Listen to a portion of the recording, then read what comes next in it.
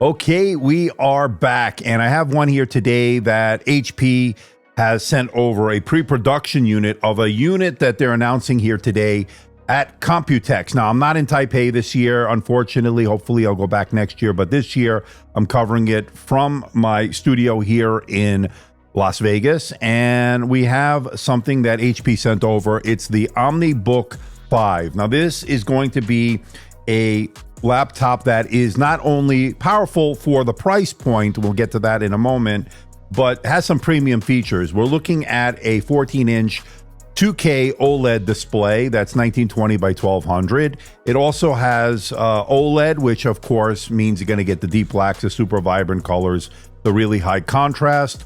And it has probably one of the nicer keyboards I've seen in a very long time. This keyboard is actually great. It's got a backlight. It's got good key travel, very comfortable for typing out documents. Got a nice touchpad, very responsive for scrolling, doing all the gestures. It's going to get good battery life. I can't show you any benchmark numbers of performance, battery life, or anything like that until a production unit comes into the studio for review. But the week or so that I've been using this has been very, very good. A pleasant surprise in a lot of ways because the price point didn't really suggest this was going to be as premium as it has been. We're looking at a manufacturer retail price of $699. That's the suggested price right now. I think it can go up to about $899 depending on the configuration. They may have a couple of different SKUs with regards to the display. Now, this is the OLED display. It's a touchscreen display, as I mentioned. So I imagine that's going to be towards the higher end of the price point. But again, starting at $699, going up to maybe $899 makes a lot of sense. And I think the way things are shaping up, this might be one to look at, especially if you're a student, especially if you're somebody not looking to break the bank and to get a laptop that gives you good bang for the buck. Hey everybody, it's Andrew, and this is the HP Omnibook 5, brand new for 2025. Coming up.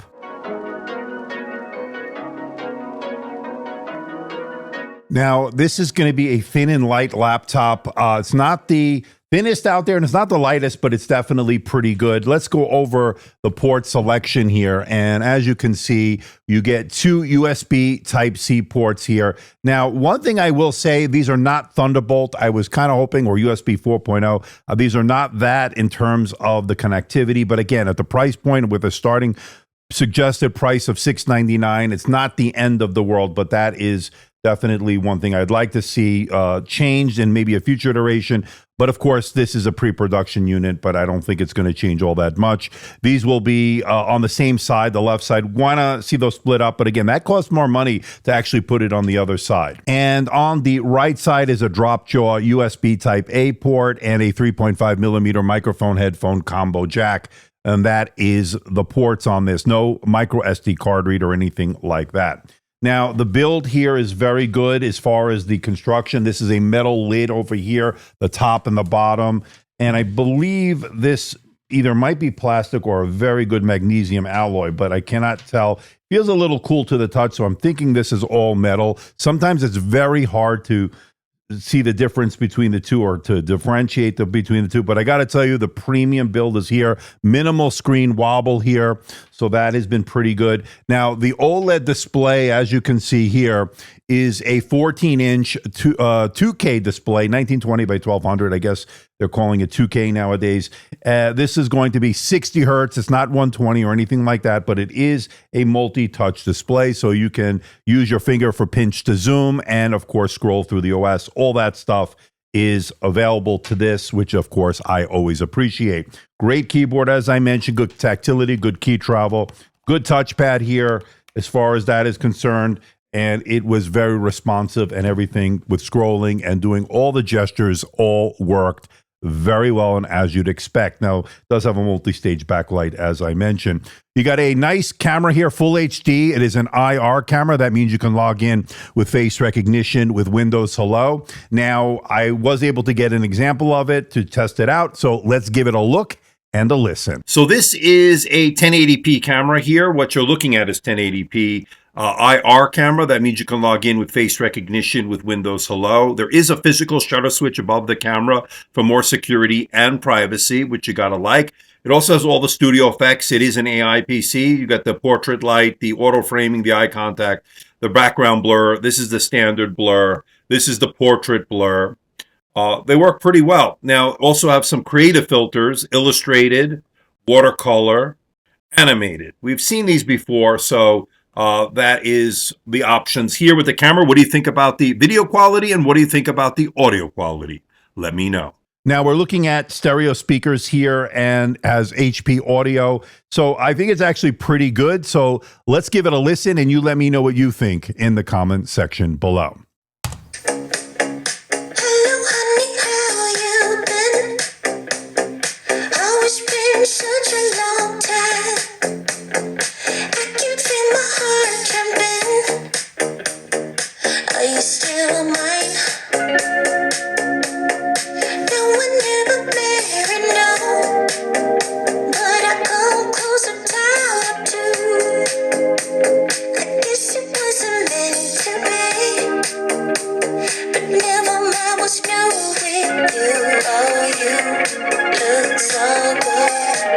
Now, as far as battery is concerned, I'm expecting very good battery life with this Snapdragon X Plus processor. Yes, it is an 8-core processor, but if it's any indication from what we've seen in prior units using the same chipset, it's the 42100, you're going to get pretty good efficiency. Now, it's not going to blow you away in terms of performance for sheer raw speed. That's not what this laptop is designed to do. Rather, it's more for portability, efficiency, battery life, and to be able to get everyday work done. Things like Microsoft Office, email, web browsing, watching movies, Netflix, Amazon, YouTube, and the like. And for that, this is a really, really good choice, especially with this OLED display.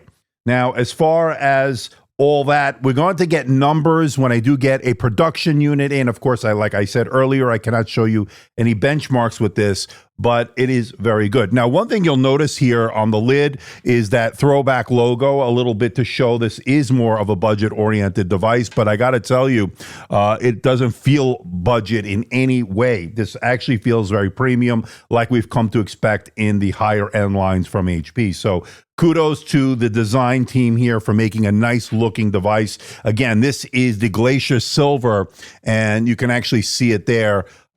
It is a beautiful non-fingerprint type of material here. So not a lot of fingerprints will be shown on this, very resistant, and it does have a premium look, a classic look, in my opinion. So pretty good overall build, very little give or flex in the chassis. So that is exactly what we want to see. Now, here's another thing I want to show you. This is the GAN charger that this is going to come with. Check this out. 65 watts. Yes, take a look at this form factor. Nice and portable, USB Type-C. You put this in your bag with this sleek unit and you have a really nice portable package that not only charges this unit, but all your other USB-C based devices. Comes with a nice long USB to C power cord here. So USB-C to C is very good. And of course, this will charge multiple devices. Now, to give you an idea of the difference in size, look at the standard charger that this normally would come with, a USB-C. It's much more bulky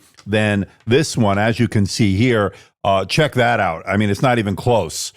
Much better to come with a GAN charger, 65 watts, and I think that is a really big plus when it comes to this type of device. You don't normally see a GAN charger in this price point. Glad to see that here, that HP is doing that. Okay, let's get a measurement of the weight with just the unit alone. We're looking at 1.333 kilograms, and that is 2 pounds, 15 ounces on the dot. All right, let's put it back into kilograms. And with the standard charger, which is a 65 watt, along with the power cord, that brings it to 1.655 kilograms or 3 pounds, 10.4 ounces. So that is the a little bit more bulkier 65 watt charger.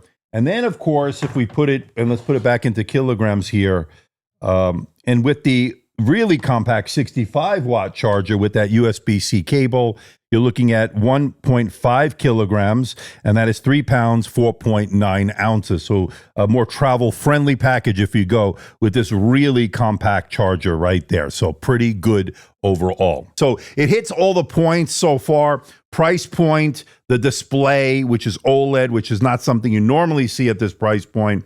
although I don't know which ones are getting which, although that will be sorted out. Great keyboard, great touchpad, nice camera, battery life expectant it to be here very good, especially with the Snapdragon X Plus processor, 8 cores, of course, and performance will be certainly commensurate with what you're going to do on this. Now, of course, with Snapdragon, keep in mind, things are getting a little bit better in terms of driver compatibility with printers and so forth. Still not there 100%. Gaming is not really the strong suit of this, not yet.